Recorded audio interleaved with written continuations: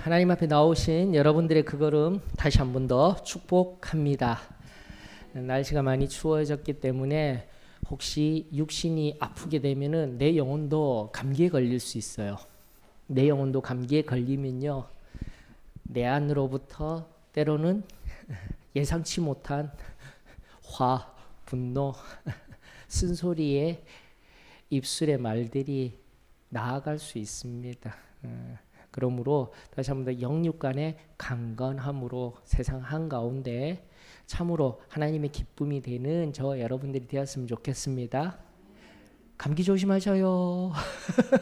팡콜 머시기. 자, 오늘 말씀 이제 이사야 마지막입니다. 야, 참 우리 소망교회 참 귀합니다.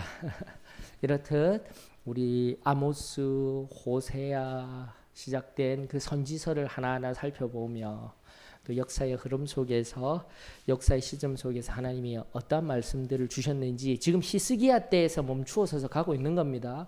창세로부터 쭉 오다가 히스기야 왕 때 지금 멈추어 서서 히스기야 왕 때의 선지자였던 우리 선지자들을 한 사람 한 사람 바라보고 있다라는 것을 꼭 기억하셔서 또 내 성경책에 기록하여 또 어디에 가서서라도 하나 물어보십시다, 여러분들. 히스기야, 이제 이거 들어가기 전에 히스기야 왕이 선한 왕입니까?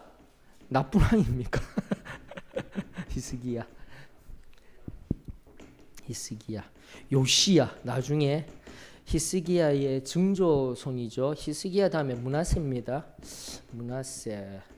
그 다음 아몬이 2년 정도 다스리고 요시야 왕이 등장하게 됩니다. 그리고 그 다음에는 쉬워요. 히스기야 왕부터는 왕들이 어렵지가 않습니다. 요시야 다음에 그 유명한 엘리야김, 시드기야 이런 식으로 나와서 시드기야 이후에 남유다가 멸망하게 되죠. 긴 시드기야 이런 식으로 나아가게 되죠. 지금 여기에요. 이제 얼마 안 남았어요. 남유다도 여러분들. 히스기야, 므낫세, 아몬, 요시야, 엘리야긴, 시드기야 이런 식으로 나아가게 되었을 때 보세요, 여러분들. 므낫세는 악한 왕입니다. 성경에서 가장 55년 동안 살아내면서 그 아버지 히스기야를 바라보았다 이래버리면 이제 답이 나왔잖아요. 히스기야가 선한 왕 정도로 알고 있는데, 문제는 히스기야가 15년 연장받고 난 뒤에 문제예요. 여러분들 이 시각은 좀 가지셔야 합니다. 히스기야가 왜 지금 제가 이 얘기를 드렸냐면은, 지금도 우리가 이사야를 통하여서 살펴본 것과 같이 역사적인 배경, 역사적인 사실 속에서 하나님의 말씀을 보자. 우리가 지난번 일꾼학교 얘기 나눴죠. 비유를 특히 복음서상에서 예수님의 비유를 바르게 해석하고 살피기 위해서는 비유 앞에 있는 사실, 전후 그 사실과 연계하여서 살펴야지 명확한 성경이 말하는 의미들을 끄집어 올립니다라는 것 살펴보았죠. 살펴보았을 때 지금도 마찬가지예요. 이 이사야 선지서가 이야기하는 하나님의 명확한 뜻을 알기 위해서는 역사적 사실들의 기반 속에서 여러분들이 자꾸 살피셔야 돼요. 역사에 무슨 일이 있었을까라는 것들을 살펴야 되는 거예요. 히스기야 왕 때인데 이렇게 선한 왕 때 왜 하필이면, 맞죠? 이런 이사야와 같은 이제 마지막 말씀 보세요. 불이 꺼지지 않는데요. 이런 무시무시한 말씀들이 들려지게 되었을까? 히스기야가 어찌되었든 이때 여러분들 이 당시 시점에서는 아수르가 막 팽창하면서 제국이 되어져 가던 시기입니다. 그리고 세계사적으로 제국 이 정도 얘기를 할 수 있는 나라가 바로 아시리아, 뉴 바벨론이라는, 네오 바벨론이라는 바벨론, 또 뭐죠? 페르시아, 그 다음 헬라, 여러분들 잘 아는 알렉산더 왕, 그 다음 뭐예요? 로마로 흘러가는 이 제국, 그러니까 서양 중심의 제국의 의미이겠죠. 그렇게 시작된 아수르가 이 히스기야 때 쳐들어왔었다고 했습니다. 맞죠? 그리고 남유다도 초토화가 되었어요. 북이스라엘만 아수르에 의하여서 멸망을 당한 것뿐만이 아니라 히스기야 왕 때 초토화되어졌는데 예루살렘 성전 남았을 때 어떻게 해요? 와서 사네립에 의하여서 랍사게입니까? 랍사게가 제발 우리나라 말로 하지 마시고 당신네 나라로만 선전포고해 주세요 하는데도 랍사게가 막 안 좋은 말들 백성들을 향하여서 저주를 붓고 있을 때 히스기야가 어떡합니까? 그 마지막 아수르 왕의 선전포고문을 가지고 신하들과 함께 전쟁을 어떻게 치룰까 하는 것이 아니라 어디로 갔었어요? 하나님의 성전으로 가는 거예요, 여러분들. 배워야 돼요, 이런 것들을. 어려움이 있으면은 나의 경험과 누군가와 나누고 사람과 나누고 다른 세상의 것들을 의지하려고 하는 것이 아니라 히스기야를 통해서 배워야 돼요. 면백의 시간을 가져야 합니다. 2번 있었죠. 그 첫 번째는 그렇게 기도해서 18만 5천 명이 다 몰살을 당했잖아요. 그러면서 아수르가 급격하게 아시리아라는 그 세계사에서는 아시리아죠. 아시리아가 급격하게 무너지는 이유가 여기 있습니다. 성경에 나와 있어요. 이유는 세계사에서 다르게 막 하고 있지만 왜 갑자기 이렇게 아시리아라는 제국이 멸망했을까? 하나님의 성전 무너뜨리려 하다가 우리 그리스도인은 이런 세계사적인 시각을 가져야 되는 겁니다. 그러면서 바벨론에서 온 사신들에게 뭐 보여줘요? 창고 다 열어라 보여줬잖아요. 그래서 이사야 선지자가 그때 얘기 또 하지 않습니까? 바로 이 보여준 거 그대로 바벨론이 와서 다 가지고 갈 거라고. 그 이사야 선지자가 아니에요, 아닙니까? 근데 이제 이사야 우리 38, 39장을 통해서 잘 알고 있죠, 내용. 내 때이 아니라서 괜찮아요. 여러분들 히스기야가 그때로부터 하나님께 놀라운 것을 받고 또 내 때가 아니어서 괜찮습니다. 이유 그 앞전에 있었죠. 죽게 되었을 때 15년 동안 사는 것, 그 기도까지도 해서 나라의 어려움, 개인의 어려움도 다 극복했었는데 그 이후에 하나님이 그렇게 복을 주시고 성공케 해주었을 때 히스기야가 15년 동안 살 때에 무슨 일이 일어난 겁니까? 므낫세가 8세에 8세의 왕이 되는 거예요, 여러분들. 그럼 언제 나왔다는 거예요? 앞서도 말씀드린 그런 역사 속에서 15년 동안 연장받고 난 뒤에 이게 참 아이러니예요. 우리가 반드시 이 히스기야를 통하여서 배워야 합니다. 히스기야는 선한 왕, 기도로서 아수르의 대군대를 물리친 왕, 기도로서 하나님 앞에 건강을 연장받은 왕, 그렇게만 적용하는 것이 아니라 15년 뒤에 낳은 이 아들, 그리고 15년 뒤의 삶이 아유 내가 죽다가 살아났으니까 내 때만 아니면 괜찮습니다. 그런 마음들, 히스기야가 정말 나쁜 왕이라서 그런 마음들을 가지게 되었을까요? 아닙니다. 우리도 그럴 수 있다라는 거예요. 우리도 그럴 수 있다라는 거예요, 여러분. 그러면서 그 시대에 누가 외쳤다고요? 이사야가 외친 거예요. 그 하나님의 애끓는 마음을 가지고 외쳤던 것이 바로 이 이사야서, 우리가 마지막을 향하여서 나아가고 있을 때 한 번은 좀 되짚어 보았으면 좋겠어요. 그래서 므낫세라는 이 왕 때문에 55년 동안 히스기야가, 여러분들 성경을 바라보면 요시야 왕 때도 산당은 제거가 안 됩니다.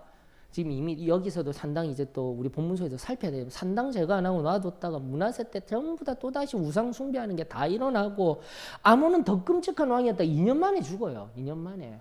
그리고 요시야라는 왕, 대제사장에 의하여서 요시야의 개혁 운동이 일어나고 있는데 정확하게 609년이죠. 무슨 전투입니까? 그 길 막았던 전투. 있어요. 하지만 그 애굽이 올라오는데 괜시리 나갔다가 요절하게 되는 거예요. 요시야가 개혁해서 정말 하나님의 뜻대로 나아갔으면 됐는데 그때 괜시리 한 전투로 나아갔다가 젊은 날에 하나님 앞에 올바른 개혁이 이루어지지만 죽게 될 게 급격하게 이제 무너지기 시작하는 거예요. 바벨론에 의하여서. 이때부터 계속해서 요시야 왕 때부터 여러분들 1차 포로기가 시작되는 겁니다. 1차 포로기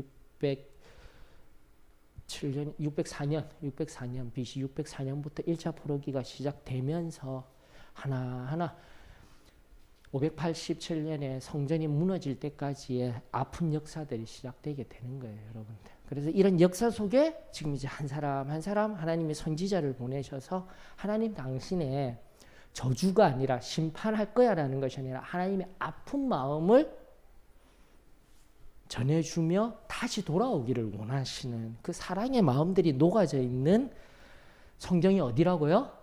선지서, 예언서입니다. 이렇게 바라보면서 정말 하나님의 사랑장입니다 여기시면서 우리 선지서들을 바라보았으면 좋겠습니다. 그러한 마음으로 오늘 이사야 마무리하도록 하십시다. 자, 이사야 66장 15절로부터 24절까지입니다. 이사야 66장 15절로부터 24절 한 목소리로 읽습니다. 보라, 여호와께서 불에 둘러싸여 강림하시리니 그의 수레들은 회오리 바람 같으리로다.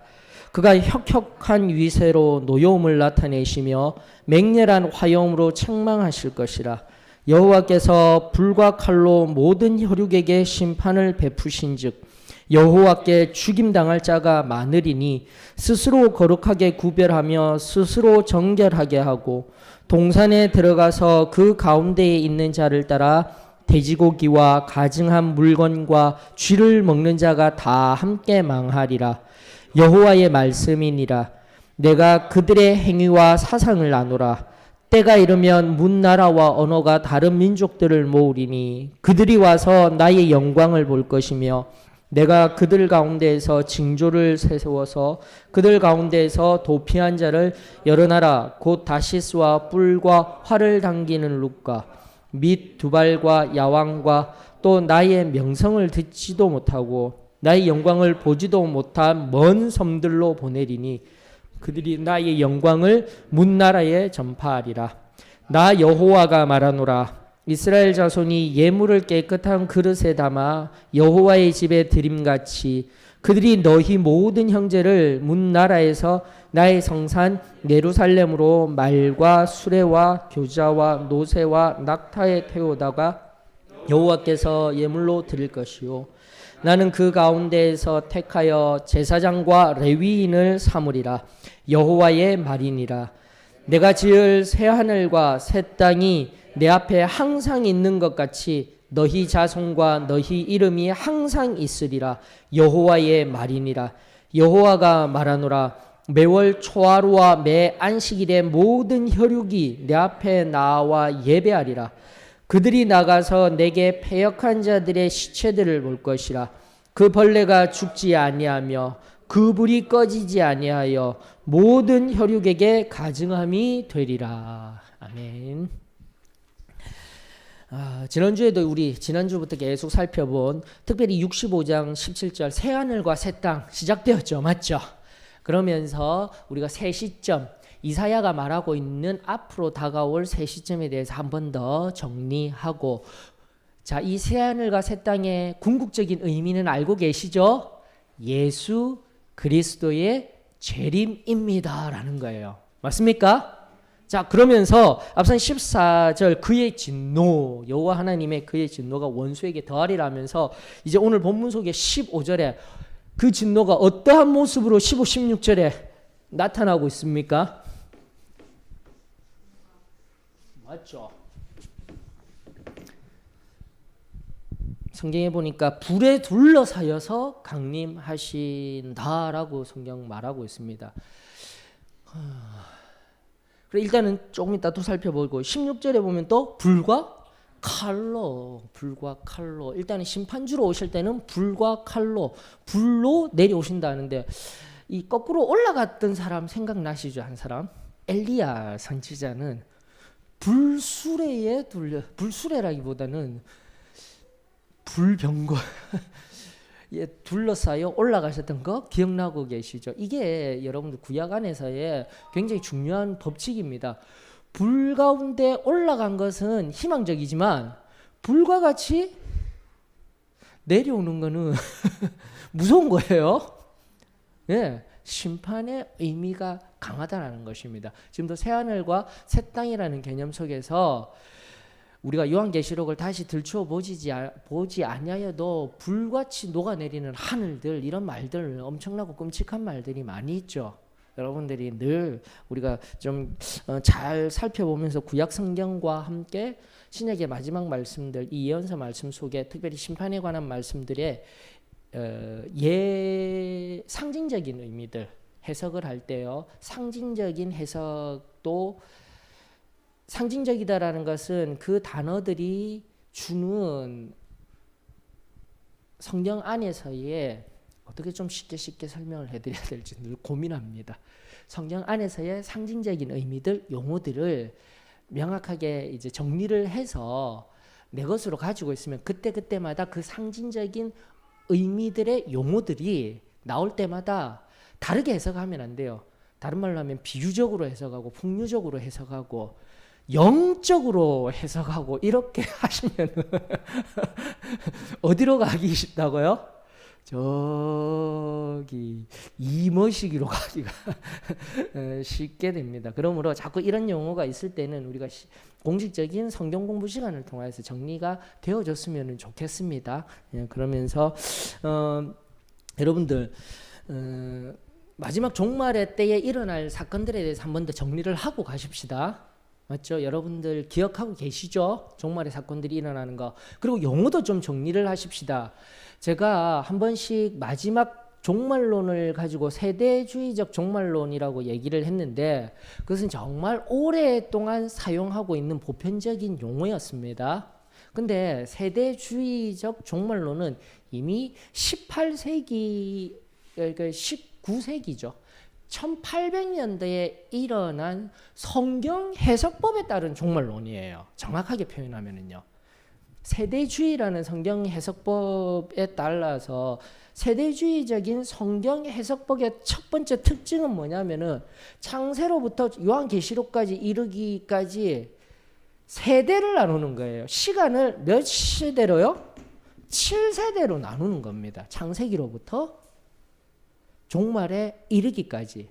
이게 그래서 세대주의라는 것입니다. 7세대로 나누는 성서 해석법이에요.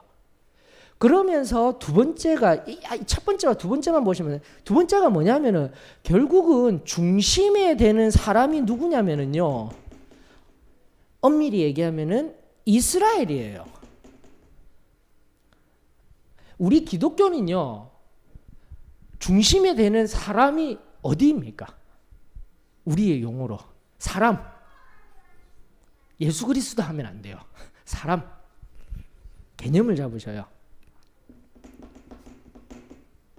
교회입니다, 여러분들. 교회를 중심으로 가지고 말하고 교회에 모인 우리를 통하여서 하나님이 어떤 일을 한다 하는데, 세대주의의 핵심은 뭐냐면 결국 마지막에 이스라엘이 회복되어야 되는 거예요. 이 중심을 가지고 7세대로 나누어서 종말론 이야기를 한 것이 뭐라고요? 예, 1800년대에 있었던 세대주의 종말론이고, 어쩔 수 없이 1800년대 말 그런 세대주의 종말론이 막 일어나게 될 때 한국에 오신 선교사님들도 어떠한 종말론을 가지고 계셨다고요? 네, 맞아요.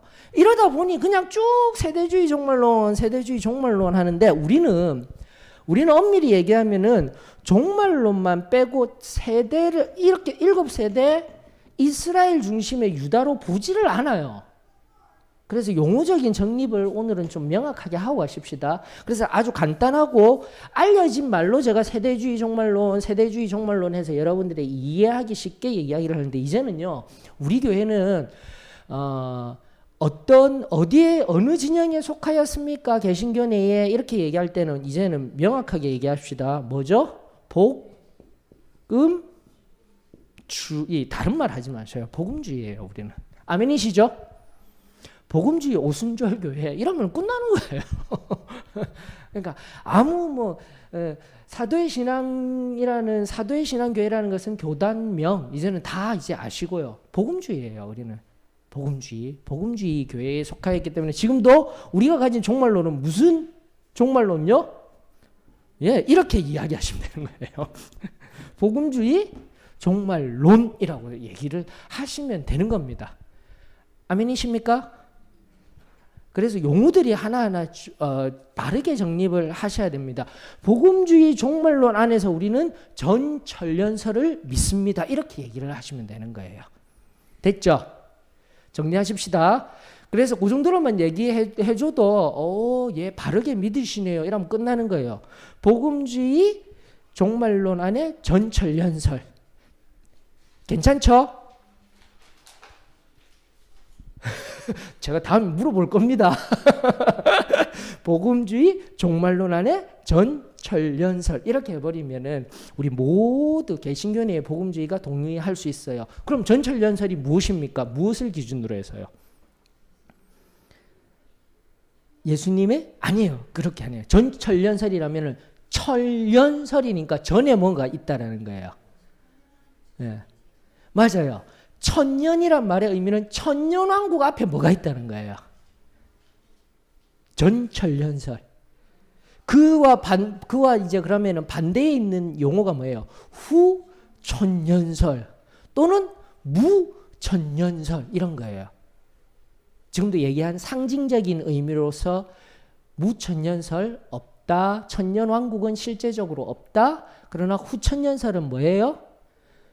천년왕국 후에 예수님이 재림하신다라는 게 정확한 표현인 거예요. 그래서 후천년설은 지금 현재 상징적으로 지금이 바로 천년왕국의 때입니다라고 가르치고 있어요. 정확하게 이제 표기하시면 됩니다. 괜찮으시죠? 그리고 지금이 천년왕국의 때인 거예요. 후천년설을 믿는 곳은. 후천년설을 믿는 곳은. 자, 그렇게 정리하고. 그럼 전천년설을 믿는 우리는 천년왕국 앞에 예수님의 재림이 있으니까 보세요. 재림이 딱 어떻게 일어나게 되죠?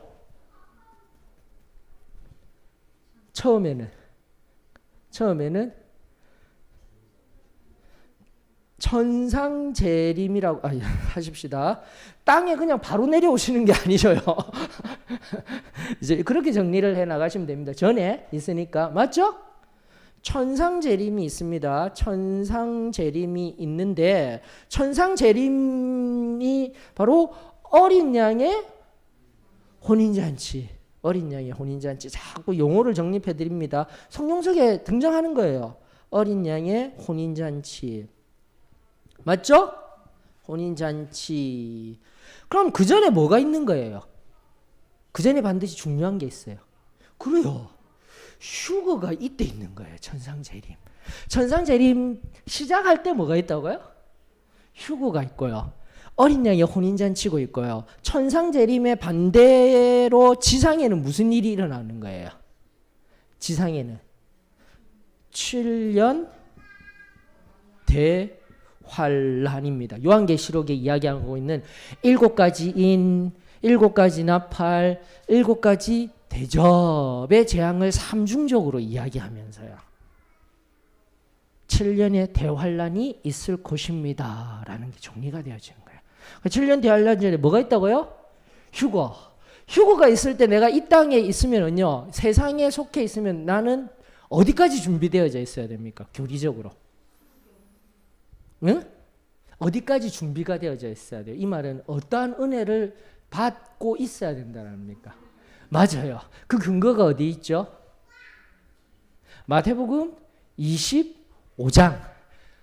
슬기로운 처녀와 어리석은 처녀 비유. 어리석은 처녀도 뭐 가지고 있었어요? 등과 기름 조금 가지고 있어요. 불이 꺼져 가려고 해요. 불과 등까지 가지고 있기 때문에 구원 성결받아도 되지만 뭐가 필요한 거예요? 성령 침례를 받아야 됩니다라는 게, 만약 이 땅 가운데 천상 재림이 일어나고 7년 대환란이 시작될 때 휴거 받기 위해서는 우리가 지금 오늘 예수님이 오시면 우리는 뭐 해요? 구원받았다고 여기에 참여할 수 있는 것도 아니고, 성결함 받았다고 여기에 참여할 수 있는 것도 아니고, 뭐요? 반드시, 반드시. 자, 그런데 이때 이제 성령 침례 받은 사람이 이제 휴거, 눈 깜짝할 사이에 휴거가 일어나고 공중들림이 일어나게 될 때 한 부류가 더 일어나네요. 누굽니까? 죽은 자들이 다 일어나요? 첫 번째 부활이라고 이야기를 합니다. 성경에서요. 첫 번째 부활. 그리고 이 첫 번째 부활에 참여한 자들은 복되도다라고 얘기를 하는 이유가 여기 있는 거예요. 첫 번째 부활은 뭐예요? 예수님이 있다가 구원받았다가 죽게 되었을지라도 바로 죽은 자들. 또 다른 용어는 잠자던 자들. 근데 잠자는 자들이라고 왜 표현을 하냐면 루터가 영향력이 커요. 루터는요. 사람이 죽게 되면은 수면설이에요. 인간 영혼 수면설이라고 해서 잔다라고 표현하기 때문에 루터가 정의한 거죠. 우리는 그렇지 않죠. 우리는 어디예요? 완전한 천국은 아니지만 파라다이스. 누가복음에 이야기했던 두 사람의 강도에게 있었던 어디요? 우리나라 용어로는 낙원이라고 여기시면 돼요. 완전한 천국이라는 개념은 아직까지 만들고 계셔요. 아니 이 땅에 나중에 궁극적으로 내려와야 그게 천국이에요. 정말 우리가 바라는 천국 가야지 하는 의미들. 그래서 자꾸 조금씩 정리를 좀 하셨으면 좋겠습니다. 됐습니까? 그럼 이 사람들이 첫 번째 부활 일어났기 때문에 그 사람은 복되도다라는 말이 성경에 나오는 이유가 바로 이때 휴거되는 거예요. 공중들림 받는 거예요. 지상에는 7년 대환란, 어린 양의 혼인잔치, 천상재림이 끝나면 이제 뭐가 일어나는 거예요? 지상재림 맞죠? 맞습니까? 예, 자꾸 정리하세요. 지상재림 다음에는 이제 지상에 딱 내려와서 이제 준비하고 있었던 짜잔 적 그리스도와 함께 준비하고 있던 그네들과 뭐가 일어나는 거예요? 마지막 전투라고 여기시는 여러분들. 돈 때문에 싸우는 거. 그래. 아마도 갯돈 때문에 싸웠지 않았나 하는 거. 아마? 아마게돈 전쟁이 마지막 전쟁이라고 생각하고 일어나는데 여기까지 맞죠? 아마게돈 하면서 여러분들이 알고 있는 사람이 지상재림과 함께 아마게돈 우리 그 마지막 성과 악의 싸움이 일어나게 되었을 때 이때 마귀는 어떻게 됩니까? 저 이제 지울게요. 내게 했으니까 어떤 일이 일어나요? 이제 마귀가 죽나요? 사라지나요? 예, 무적행에 가두어지는 거예요. 마귀는 무적행에 가두어지고 그때 우리 함께 승리한 자들이 무엇이 일어나는 거예요? 이때 바로 천년 왕국. 반대로 마귀는 뭐 하고 있다고요? 마귀 사탄은 그들과 무적행이라고 여겨져 있는 수월이라든지 어둠 속에 갇혀져 있어요. 그러다가 갑자기 어떻게 된다고요? 천년 뒤에 풀려나서 또 미워하잖아요. 여러분들 이게 지금 중간중간에 신학적 개념을 좀 명확히 정립하실 필요가 있습니다. 그래서 뭐 천년왕국에 우리 이미 지나쳤지만은 100세 뭐 살면 죽으면은 젊다 하고 하는 얘기들 제가 상징적인 의미다라고 얘기를 해드렸습니다. 앞전에 이미 첫 번째 부활한 사람은 영광의 몸을 육신이 다시 일어났기 때문에 이런 고민들이 조금 필요해요. 정립들을 해야 될 필요들이 적잖이 많습니다. 그냥 간단하게 이런 것들이 있었어 하고 믿어버리기에는 그냥 넘겨버리기에는 우리가 조금 더 세밀하게 살펴보아야 할 필요가 있어요. 천년왕국 때 왕노릇하며 살아갈 텐데 맞죠? 그런데 얘가 짠 나타났다고 해서 다시 미혹받는 사람들이 일어나는 거예요. 그래서 우리는 어떤 관점을 가져야 할까요? 어떤 관점? 얘를 자꾸 제가 누차 얘기하잖아요. 여러분들 우리가 승리생활 하고 있지만은 우리가 승리생활 하는 것은 철저하게 누구의 능력이요? 하나님의 능력. 성령 하나님의 능력. 예수 그리스도의 피보혈로 우리가 승리하는 겁니다. 왜요? 얘가 끊임없이 유혹하는 자라는 거.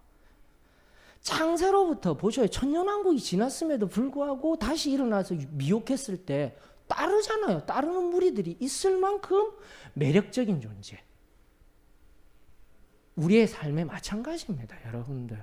오늘날 사단을 통하여서 우리를 끊임없이 하나님과 멀어지게 하는 것들이 무엇인가를 마귀의 존재, 이 마귀가 있다라는 그 인식 안에서 끊임없이 내가 싸워야 되는 겁니다. 죄라는 개념은 유혹과 죄라는 개념 속에서요. 정말로는 이제 이렇게 살피시면서 여러분들이 한 번 더 좀 살펴보셨으면 좋겠어요. 깊이 생각하시고. 자, 그러면서 무슨 일이 일어나죠? 마지막 인재 전쟁 이름 뭡니까?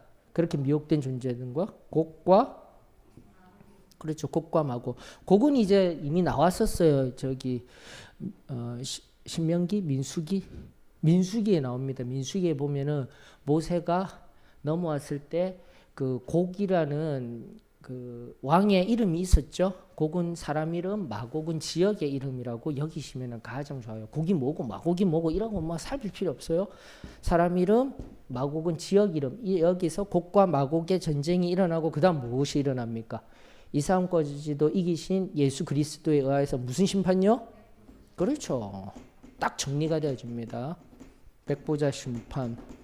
이때 이제 성경에서 이야기하는 양과 염소, 마태복음 24장에 있는 그 양과 염소, 예수님의 묵시록이라고 하는 그 묵시록과 함께 이때까지 승리한 사람들, 이때 이제 앞서 이제 이 모든 인류가 나와요. 두 번째 뭐예요? 그렇죠. 이때 두 번째 부활. 야, 첫 번째 부활했으니까 복되도다. 두 번째 부활도 복되도다? 아니다라는 거예요. 첫 번째 부활에 이미 믿음으로 죽었던 사람들이 이미 다 일어났었어요. 그런데 두 번째 부활에서 눈 떠보니 무슨 심판대가 보인다. 이러면 절망에 일어난 거라고 여기셔야 되는 거예요. 그러니까 루터의 그 영혼 수면설에 의하면요. 눈 떠보니 내가 어떤 희고힘 백보자 심판에 그때 눈 떴어. 이러면 그건 절망의 상태에서 일어난 거라고 여기셔야 되는 거예요, 여러분들. 그러면 자꾸 종말론을 정리하면서 내가 지금 어떠한 믿음의 상태에 있어야 되는지를 알았으면 좋겠습니다. 이것은 절망의 의미입니다. 그러면서 양의 자리, 오른편 양의 자리, 뭐요? 염소의 자리, 마태복음 24장을 통하여서 우리는 이렇게 정리하고 있어요. 백보자 심판 후에 이제 무엇이 있는 거예요? 지금 얘기하는 궁극적인 새하늘과 신천지 이런 거 뭐죠? 이단 이름 아니라고 했습니다. 신천신지, 새 하늘과 새 땅, 새 예루살렘이라는 것, 바로 그때 궁극적으로 하늘에서 임하게 됩니다라는 것이 바로 우리가 가진 이제 뭐라고요? 복음주의 종말론 안에 전철연설입니다. 끝. 되셨죠? 예, 그러면서 이제는 이렇게 깔끔하게 정리해가지고 종말에 어떤 의미가 있는지를 아십니까? 이러면서 이단들이 잘하는 거 있죠? 와서 물으면은 여러분들 뭐라고 이제 대답하시면 됩니까? 다 알아요. 혹하지 마셔요. 예, 말씀하셔요. 예. 당연하죠. 아니, 당연한 게 여기에서는 모든 사람들이 다 받아요. 인류의 모든 사람. 그래서 우리는 양의 자리로 가겠죠? 그러나 두 번째 부활한 사람들은요, 다 염소의 자리로 가게 될 겁니다. 예, 좋습니다. 괜찮으시죠? 그러면서요, 이렇게 딱 정리해 놓고 있으면 종말론 가르쳐 줄게, 요한계시록 강의해 드릴게요, 이러면서 접근하는 이 시대에 혼란케 하는 영들과 모든 것들에서부터 우리 자신을 지킬 수 있습니다. 다시 한번 복음주의 종말론에 입각한 전천연설을 우리는 믿습니다 하면서 이 흐름을 딱 정리해서 내게 딱 가지고 계십시오. 그래서 다른 얘기하면은 일단 다른 얘기 후천연설 이렇게 하면 또 다른 개신교의 관점이구나. 무천연설 여기까지는 괜찮은데 막 이상한 얘기해요. 뭐 가마 얘기하고 이러면 그거 신천지예요. 그래 뭐 이상한 그래 14만 4천 명이 뭡니까? 거기에 들어가야 된다고. 그래서 여러분들 열심히 데리고 와야 된다고 얘기하죠. 근데 14만 4천 명은 다시 한 번 더 1만 2천 곱하기 12지파에서 지금까지 오고 간 성도들의 집합체입니다. 상징적인 의미예요. 끝. 간단하게 그것도 간단하게 끝나요. 666 자꾸 666 표가 무엇입니까? 이러면서 뭐 여기 바코드 얘기하고 무슨 베리칩 얘기하고 하죠. 여러분들이 걱정해야 되는 겁니까? 안 해야 되는 겁니까? 왜 안 해야 되죠? 휴가 되는데 왜 자꾸 그런 걱정하고 있냐고요. 너무 간단해요. 너무 간단해요. 어떠한 이론이 어떠한 것이 있다 할지라도 바로 이러한 종말론의 깔끔한 정리 속에서요. 두려워하거나 노여워하지 않는 떠는 자리에 있지 아니하기를 축복합니다. 자, 그러면서 결국은 우리가 이제 성경을 쭉 바라보면서 66장 결국 15절로부터 16절에 있을 이 마지막 때 여호와께서 불에 의하여서 그 진노를 쏟아붓는 그 7년 대환란을 넘어선 그 진노 앞에서 우리 참된 하나님의 자녀들은 어린 양의 혼인잔치에서 즐거워하고 뛰놀게 될 줄 믿습니다. 염려하지 마세요. 염려하지 마세요. 자, 그런데 문제는 거기에서 혈육들이 다 죽임을 당한다면서 17절 여러분들 눈여겨보셔야 됩니다. 17절 누가 크게 읽어주셔요?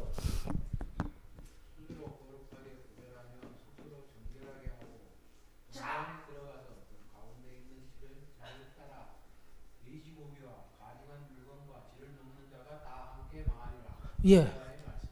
예. 오, 그런데 앞전 말씀 있죠? 17a절 말씀. 스스로 거룩하게 하고 또요. 예, 여러분들 그 제사장이 여기 머리 흉패에 머리에다가 딱 이마 이 수건 두른데 그거 뭐라고 돼요? 스스로 정결이에요. 이게 굉장히 중요한 그 순결한 용어예요. 스스로 정결케 하라, 스스로 거룩하게 하라 이런 말들이 나오는데 여기서는요. 어떻게 사용되어졌습니까? 긍정적으로요? 아니라는 것입니다. 63장 5절 보셔요, 여러분들. 앞서 63장 5절 또 누가 읽어주셔요? 내가 굳이 도와주는 자도 없고 붙들어주는 자도 없으므로 이상하게 여겨 내 팔이 나를 구원하며 내 분이 나를 끌어. 죄송합니다. 제가 잘못해. 65장 3절. 제재입니다. 동산에서 제사하며 벽돌 위에서 분향하여 내 앞에서 항상 내 노를 일으키는 백성이라. 이미 나왔어요. 지금 동산에서 하나님 앞에 분향하는 것이 아니라 어디에 분향하고 있다고요? 우상에게 범하는데 그 우상에게 범하고 절하고 하는 자들의 상태를 묘사한 게 뭐예요? 17절인 거예요. 17절에. 그러니까 제가 끊임없이 이야기하고 있습니다. 여러분들 우상 숭배의 죄, 우상 숭배가요. 구약에서 끊임없이 얘기하는 우상 숭배의 죄, 하나님 나 이제 안 믿어. 그리고 나서 우상을 숭배하는 죄입니까? 계속 얘기하고 있습니다. 이 우상 숭배의 죄는 뭐예요? 하나님도 알고 또 뭐예요? 우상도 섬기는 모습인 거예요, 여러분. 그래서 자꾸 이게 지금 복합적으로 등장하고 있는 거예요. 그래서 우상을 섬기러 나아갈 때 스스로 정결하고 스스로 거룩하다 여기면서 살아가는 사람들을 이야기하고 있으면 오늘날 우리들에게 적용할 때도요. 나 예수 잘 믿는 줄 알고 있다니까요. 나 자신은. 스스로도 나는 하나님 앞에 정결하다라고 할 수 있어요. 그러면서 어디로 간다고요? 동산. 자기가 만들어 놓은 자기 안에 다른 용어로 하면 산당, 동산 이런 곳에 가서 어떻게 하고 있어요? 하나님이 가증하게 여기는 돼지고기 맞죠? 돼지 가증한 것들 또 쥐도 먹는다라고 하는데 쥐는 왜 가증한 것이라고 나옵니까? 레위기서 11장에 보면 먹는 것과 관련해서 젓가락장 해가지고 여러분들 한 번씩 머릿속에 있죠? 레위기 11장에 보면 먹는 것 가지고 정결한 것, 부정한 것, 정결한 것 있죠? 거기에 보면은 제 기억으로는 두더지와 쥐가 부정한 음식으로 나오고 있습니다. 먹으면 안 되는 거예요. 설치류 이런 것들. 그래서 왜 갑자기 쥐를 먹는다라는 게 나왔을까 하는데 이미 레위기서에요. 등장하고 있습니다. 괜찮으시죠? 그러면서 여기서 17절을 바라보면서 해석을 잘못하시면 안 됩니다. 스스로 정결하게 한 사람들 왜 이들을 따라간 사람들 우상을 섬겼다고 얘기하지? 모르면 큰일 나요. 그래서 옆에다가 65장 3절을 기록해 두셔서 참조하셔서 이 우상을 섬기는 자들이 스스로 자기들도 뭐한 사람이라고 하나님을 섬긴다 하면서 우상 섬겼어요. 지금도 계속 구약 성경이 얘기하는 우상 숭배의 실제적인 원역사가 어디라고 했죠? 출애굽기 32장 맞습니까? 출애굽기 32장 뭐죠? 아론의 금송아지 사건이라니까요. 금송아지가 여러분들 그 애굽에서 섬기던 소, 풍요의 상징이라고 해서 아피스 신상을 만들려고 했던 게 아니에요. 만들어 놓고 뭐라고 했어요? 여호와 하나님이다라고 했잖아요. 이게 구약의 한결같은 우상 숭배의 모습인 겁니다. 우상을 하나님과 동일시하는 거예요. 지금도 마찬가지예요. 우리가 하나님을 믿는다 하면서도 자꾸 편안함이라는 우상 속에서 우리가 빠져들며 나아갈 때에 우리 자신을 겸비할 수 있는 하나님의 말씀입니다라는 것을 살폈으면 좋겠습니다. 자, 그러면서 18, 19절로 넘어가게 되면 결국 이렇게 우상을 섬기던 이들에게서 도피한 자들이 어디까지? 각 나라 열방들에 흩어져서 마지막 땅 섬들, 제가 이사야 강의하면서 계속 얘기 드립니다. 섬들이 왜 땅끝이라고 번역이 되어질 수 있어요? 섬들. 예전에 고대 세계에는 뭐예요? 대륙 하나 동그라미 있다가 바다 건너서 있는 섬이 마지막 땅인 거예요. 거기서 더 가면은요. 더 가면 떨어지잖아요. 그게 고대 세계의 우주론인 거예요. 우주적인 생각인 거예요. 바다 저 끝까지 가면 어떻게 해요? 절벽 아래로 떨어지기 때문에 이 땅의 끝 하게 되면 대륙의 마지막 끝이 아니라 바다 건너서 있었던 섬들, 거기가 땅 끝이라는 거예요. 성경이 무엇을 말하고 있어요? 섬들까지 어떻게 된다고요? 하나님의 영광이 나의 영광을 문나라에 전파하리라. 아멘. 다시 한번 남은 자 사상이 이사야서를 통해서도 흘러나오고 그 남은 자들이 어떠한 사람들이라고요? 이 우상을 섬기는 곳으로부터 도망하여 정말 진리를 증거하는 자들. 도망하여서 끝나는 것이 아니라 뭐 하고 있는 사람이에요? 도망하고 도피하고 남아서 가만히 있는 것이 아니라 뭐 한 사람들요? 전파한 사람들입니다, 여러분들. 이것을 우리가 바르게 알았으면 좋겠습니다. 그래서 우리가 지금 오늘 또 무엇을 해야 하는지 하나님께서 우리들에게 알려주시고 계십니다. 무엇을 하라고 하고 있는지. 하나님 앞에 또다시 겸손히 나와 엎드려 기도하며 예배드리고 은혜 받는 만족을 넘어선 또 이 놀라운 은혜들을 온전히 세상 가운데 증거하고 땅끝까지 복음을 전하는 인생, 저와 여러분들의 이사야의 말씀에 근거한 복된 인생이 되어지기를 주의 이름으로 축원합니다. 그러면서 20절로부터 21절 실제적으로 회복된 도성의 성 예루살렘의 모습이, 아름다운 모습이 등장하고 있죠. 어떤 모습들입니까? 그리고 다시 이스라엘 자손이 예물을 깨끗이 그릇에 담아 하는데, 다시 이런 말씀들을 통해서 앞서도 얘기한 세대주의 해석법이라든지 이스라엘이 회복되어져 하는데 아니에요. 교회를 통하여서, 맞죠? 교회, 지금도 하나님의 말씀을 증거하고 빛된 삶을 살아가는 그 교회가 여기에서 뭐예요? 이스라엘의 진정한 자손이 되는 거예요. 아멘이십니까? 이게 지금 우리 기독교 개신교 신앙의 핵심입니다. 만약에 유대인들이 회복되어지면 그건 뭐예요? 유대교예요. 유대교예요. 땅끝까지 복음을 전하기 때문에 시작을 한 바퀴 돌아가지고 그 땅의 끝이 어딜까요? 예, 이스라엘이에요. 백투더 예루살렘이 신학적으로 나쁜 것만은 아니에요. 유대인들을 위한 유다인들의 회복, 또다시 세대주의의 망령이야, 이런 신학적인 의견도 있지만 맞잖아요. 한 바퀴 돌아서 결국은 마지막 그 땅끝을 이루어서 다시 회복될 사람들이 누구라고요? 이스라엘 백성들, 우리의 관점에서요. 교회의 관점에서요. 그게 정확하고 바르게 보는 관점이라고 저는 믿습니다. 그러면서 그 이스라엘 자손, 그들과 함께한 하나님 앞에 온전히 회복되어져서 결국은 무엇하고 있을까요? 예배드리고 있는 거예요. 하나님 앞에 예배드리고 있죠. 어떻게 예배드리고 있는지 22절로부터 23절까지, 그것이 바로 새하늘과 새 땅의 의미가 되어지게 되며 우리의 종말론과 연결해서 살펴보면 가장 좋습니다. 여러분들, 매월 초하룻날은 무슨 날이죠? 예전엔 개역 한글역에서 월삭이라고 되어 있었습니다. 월삭. 그래서 교회들이 가끔씩 주일날에도 예배드리지만 월삭 새벽 기도회 이러면서 매월 초하룻날에는 뭐 해야 돼요? 반드시 새벽 기도 못 나오시더라도 그날 하루만큼은 새벽 기도 꼭 와서 드리십시다라고 예배 드리는 말씀의 기준이 되었던 게 뭐라고요? 바로 여기에요. 이 말씀이에요. 매월 초하룻날과 어떻게 해요?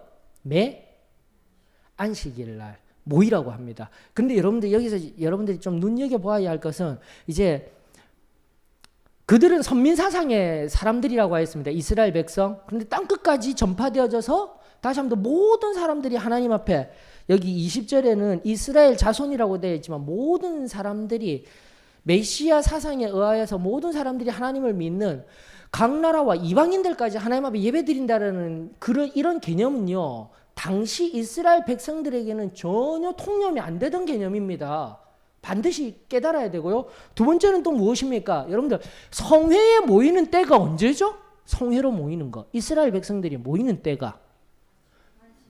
아니에요. 이게 지금 우리의 시각이 있던 거예요. 맞죠? 아니에요. 이스라엘의 절기 때인 거예요. 구약 때 절기. 3대 절기 어디예요? 이번 주에도 나왔죠? 6월절, 초막절이라는 장말절. 또 뭐예요? 맥추절, 칠칠절, 오순절. 이게 세 가지잖아요. 맞죠? 세 가지. 그리고 두 가지 남은 것도 뭐예요? 수장절, 수전절, 뭐 이상한 절도 있고, 나중에 수전절, 수장절은 이거 마카베오 상하 이런 거 구약 그 중간사 부분을 알아야지 알 수 있는 거고요. 거기까지 우리 가지 마십시다. 세 개만 알면 됩니다. 6월절, 어딥니까? 신명기나 레위기에 가보면 절기들이 있죠. 이스라엘의 3대 절기, 5대 절기, 7대 절기 하고 있는데 나팔절, 그 다음에 속죄일까지 해서 5대 절기라고 얘기하고요. 맞죠? 6월절, 장막절, 오순절, 나팔절, 대속죄일이라는 날 7월 10일부터 해서 이게 5대 절기고 7대 절기까지 하면 방금 얘기한 수전절, 마카베오 상하에서 의한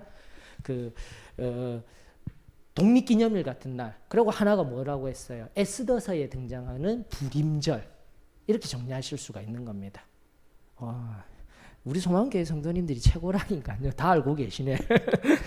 그러면서 그때 뭐라고요? 성회로 모이라는 개념이 구약의 이야기입니다. 그런데 뭐예요?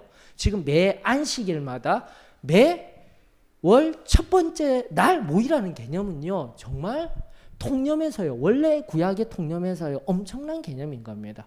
신약을 이어주는 가교 역할을 하는 거예요. 신약을 넘어서서 끝까지 어디까지요? 궁극적인 그 재림의 때까지. 오늘 이 마지막이 되다 보니까 하나하나 정리를 해 나가면서 끝이 맺어지게 되는 것 같네요. 끝을 내십시다.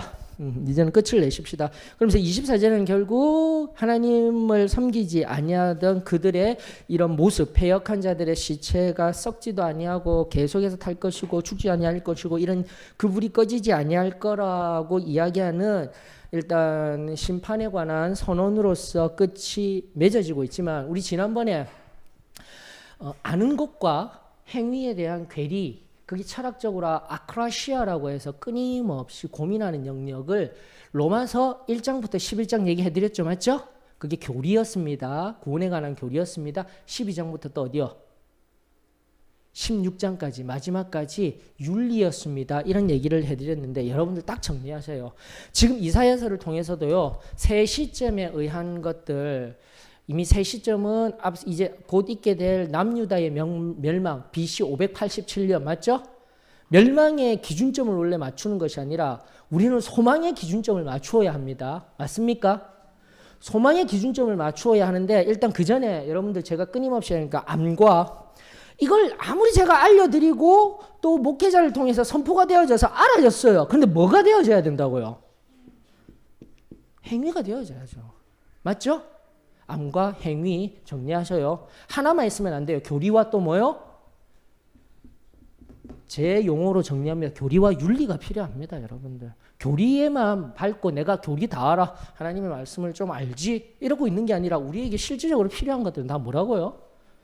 바로 이런 영역들입니다. 또 어떻게 정리할 수 있을까요? 제가 계속 보편 일반화 시키고 있는 용어죠. 지금 계속해서 개신교 내에서 얘기하는 율법과 은혜와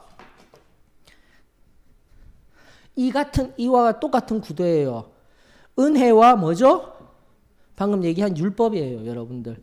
은혜로만 살아가는 것이 아니라 율법을 어떻게 해요? 지키는 거예요. 은혜만 필요한 거예요. 은혜와 율법이 지금에는 이미 개신교 안에서도 당연한 이것이 구원의 법칙입니다. 지금 얘기하는 건 뭐예요? 이게 다 필요하다는 거예요. 두 개. 같은 논리로. 그리고 우리의 이제 신앙으로 고백할 때는 우리에게 뭐가 필요하다는 거예요. 우리가 끊임없이 얘기했던 체험적, 그렇죠. 체험적 신앙이 반드시 필요해요. 이건 기초가 되어져야 합니다. 체험적 신앙 뭐죠? 구원? 성결, 성령 침례 아직까지 못 받았다면 이 신앙을 반드시 받도록 끊임없이 지금 기도해야 됩니다. 그리고 과 뭐예요? 예, 승리의 삶이에요. 받아서 끝나는 것이 아니라 뭐 해야 되는 거예요? 승리의 삶을 살아야 합니다. 이게 바로 우리가 얘기했던, 우리가 승리의 복음이었다라고 하였던 것이었습니다. 이걸 이제 이 두 가지를 끊임없이 이루어 나아가는 과정을 성화라고 했잖아요. 성화. 성화가 없다가 아니라 성화예요. 지금도 우리가 하나님 앞에 서는 그때까지 나아가는 이 여정을 뭐라고요? 성령에 의해서 나아가는 여정이 성화. 성결은 다시 한 번 더 우리에게 바로 그때 단번에 내어주신 우리의 원죄를 깨끗게 하시는 은혜. 그래서 성화가 없다가 아니라 다시 한 번 더 우리의 삶, 승리의 삶의 영역이 모든 것을 통합한 성화의 삶 이후에 뭐가 있는 거예요? 궁극적인 구원이 있습니다라는 것을 기억할 수 있기를 원합니다. 자, 이 구도를 끊임없이 얘기하면서 세 시점. 여러분들 세 시점이면 소망의 시점에서 첫 번째 시점에서요. 이사야서가 마무리하십시다. 첫 번째 시점에서의 회복이 언제 일어나는 거예요? 누구에 의하여서 일어납니까? 그럼 이제는 바르게 얘기합시다. 누구에 의하여서? 45장, 이사야 45장이 나왔어요. 빨리 45장 1절을 보세요. 누구를 통하여서 첫 번째 BC 586년에 멸망하였던 포로되었던 바벨론이 누구에 의하여서요? 45장 1절. 그렇죠. 고레스라는 퀴리오스라고 하는 이 고레스 누구죠? 이 세 번째 제국 페르시아 바사라고 되어진 바사 왕의 초대 왕이었던 고레스에 의하여서 회복이 되는 겁니다. 그래서 고레스가 기름 부음 받는 자라고 성경은 얘기하고 있지만 그건 뭐예요? 히브리어 메시? 예, 이게 지금 얘기하고 있는 거예요. 그래서 세 시점을 보라는 거예요. 그리고 우리가 아는 세 번째 주인공은 누구예요? 예수 그리스도 초림과 재림으로 나누었어요. 이걸 이제 마지막으로 우리가 이사야서를 마지막으로 하면서 고레스라는 실제적인 인물까지도 이야기했고요. 예수 그리스도를 통한 초림, 예수 그리스도를 통한 궁극적인 재림. 그런데 여기다 이제 세 번째는 예수님이 오셔서 우리를 구원하시지만은 결국은 왕 같은 제사장인 세 번째는 무슨 의미를 담고 있을까요? 교회를 통하여서요, 여러분들. 이렇게 정리를 좀 해주셨으면 좋겠습니다. 괜찮나요? 마지막 궁극적으로 고레스, 초림, 예수 그리스도, 그리고 마지막 뭐예요? 순결한 신부된 교회. 그래서 우리는 어디에 있어야 되는 거예요? 고레스를 알망하고 고대하고 기다리고 있을까요? 아니죠. 예수 그리스도를 고대하고 기다리지만 초림에 오셔서 약속하셨잖아요. 맞죠? 순결한 신부로서 신랑된 예수 그리스도를 기다려야 되니까 우리는 뭐가 되는 거예요? 순전한 교회, 순결한 신부로서 살아가야 되는 걸 다시 한번 더 종말론적으로 이사야서를 정리하면서 깔끔하게 마무리를 해버릴 수 있어야 되는 겁니다. 그러면서 마지막 60장 이후로 60장 성경 속에 보면 60장 1절로부터 61장 1절, 62장 1절을 한번 각각 보세요. 그러면 얼마나 은혜가 되는지 몰라요. 마지막으로 저하고 읽으시면서 이것이 바로 오늘날 우리들에게 주시는 하나님의 소망의 메시지구나 하면서 우리가 끝을 내었으면 좋겠습니다. 60장 1절 다 같이 읽습니다. 시작.